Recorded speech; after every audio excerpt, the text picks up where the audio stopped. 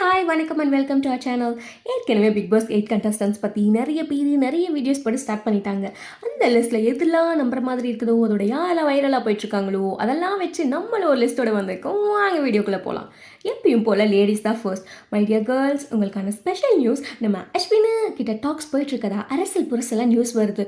இது மட்டும் உண்மையான எப்படி இருக்கும்? Chocolate boy of BB after Harish Kalyan இல்லை. இவர் உள்ளே வந்தால் எதுவும் பண்ண வேணாம், வாயை வச்சுட்டு கொஞ்சம் அமைதியாக இருந்தால் மட்டும் போதும். அடுத்ததா பசங்களா, உங்களுக்கு இப்போது கரண்ட்டில் பிடிச்ச சப்பி அண்ட் கியூட்டி ஜோயா தான். ஷாலன் ஜோயா உள்ளே வந்தா பசங்க எல்லாரும் பல்லு விளக்குனா க்யூட்டு, மூஞ்சி கழுவாட்டி க்யூட்டு, கொண்டை போட்டா க்யூட்டுன்னு எத்தனை ஷார்ட்ஸ் வீடியோ போட்டு சாவடிக்க போகிறாங்களோ தெரியல. அடுத்ததான் அந்த லிஸ்ட்டில் இருக்கிறது பூனம் பாஜ்வா. இவங்க போன சீசன்லேயும் வருவாங்கன்னு எதிர்பார்த்தது, பட் இந்த சீசனில் வர அதிக வாய்ப்பு இருக்கிறதா சொல்கிறாங்க. வெயிட் பண்ணி பார்ப்போம். நெக்ஸ்ட் கிரண் ராத்தோட். அதாங்க தேவானா தேவானா சரி பாடலை. இவங்களும் லாஸ்ட் சீசன்லேயே வருவாங்கன்னு எதிர்பார்க்கப்பட்டவங்க தான். அட்லீஸ்ட் இந்த டைம் வராங்களான்னு பார்ப்போம். இவங்க 2 பேரில் யாராவது ஒருத்தர் வந்தால் கூட கண்டென்ட்டுக்கு எதுவும் பங்கு வராமல் இருக்கும். அடுத்ததான் இந்த லிஸ்ட்டில் இருக்கிறது நம்ம சோனியா அகர்வால். அவங்களும் உள்ளே வரதுக்கான பேச்சுவார்த்தையில் இருக்கிறதா சொல்லிட்டு இருக்காங்க. ஒன்ஸ் அகெயின் திவ்யான்னு பசங்கள்லாம் சுற்றுறதுக்கு சான்ஸ் இருக்குதான் போலியே. இவங்க இப்போ தான் ரீசெண்டாக சன் டிவியில் வந்த டாக் டூ புக் ஷோவில் பார்ட்டிசிபேட் பண்ணியிருந்தாங்க. பட் அவங்களுக்கு அதில் எதுவும் பெரிய பிரேக் கிடைக்கலங்கிறதுனால இதில் வர்றதுக்கு அதிக வாய்ப்பு இருக்க தான் செய்யுது. அடுத்ததாக சேனல் சைடில் இருந்து கண்டிப்பாக ஒரு anchor and Vijay TV product இருக்கணும். அதுதானப்பா உலக வழக்கம். அந்த லிஸ்ட்டில் ஃபர்ஸ்ட் இருக்கிறது மாகாப்பா ஆனந்த். அவருக்கு இப்போதைக்கு அது இது ஷோ மட்டும்தான் போயிட்டுருக்கு. சூப்பர் சிங்கர் ஷோவும் இல்லைங்கிறதால ஒரே வேர்ல்டு டூரில் தான் இருக்கார் நம்ம அண்ணன். அதனாலேயே இவர் உள்ளே வர அதிக வாய்ப்பு இருக்கிறதா செய்யுது. ஆனால் ஒன்று, இவர் உள்ளே வந்த ஃபன் கண்டென்ட்டுக்கு பஞ்சம் இருக்காது. அடுத்தது அந்த லிஸ்ட்டில் இருக்கிறது ஸ்வேதா மோகன்.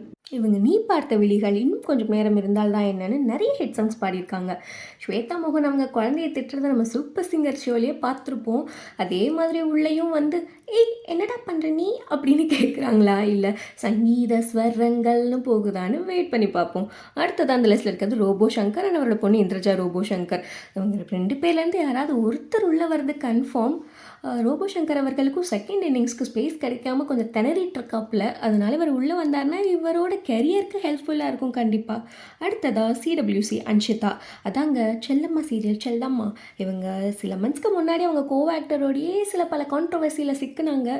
அண்ட் அந்த சீரியல் முடிய போகுதுங்கிறதுனால இவங்க உள்ளே வரதுக்கு அதிக சான்ஸ் இருக்குது. அடுத்ததாக ஃபிட்னஸ் ஃப்ரீக் லிஸ்ட்டில் இருக்கிறது நம்ம கட்டத்துறை ரியாஸ் கான் அண்ட் பப்ளு பிருத்திவிராஜ் அவர்கள். இவங்க 2 பேரில் யாராவது ஒருத்தர் உள்ளே வர அதிக வாய்ப்பு இருக்கதா சொல்கிறாங்க. பப்ளு அவரை பற்றி நம்மளுக்கு நல்லாவே தெரியும். அவரை பற்றி எதுவும் சொல்ல தேவையில்ல. உள்ளே வந்தார்னா கண்டென்ட்டுக்கு எந்த பாதிப்பும் இருக்காது, வாரி வழங்குவார். அடுத்ததாக கட்டத்துறையோட பையன் ஷாரிக் ஏற்கனவே இந்த சீசனுக்கு முன்னாடி வந்திருக்காரு.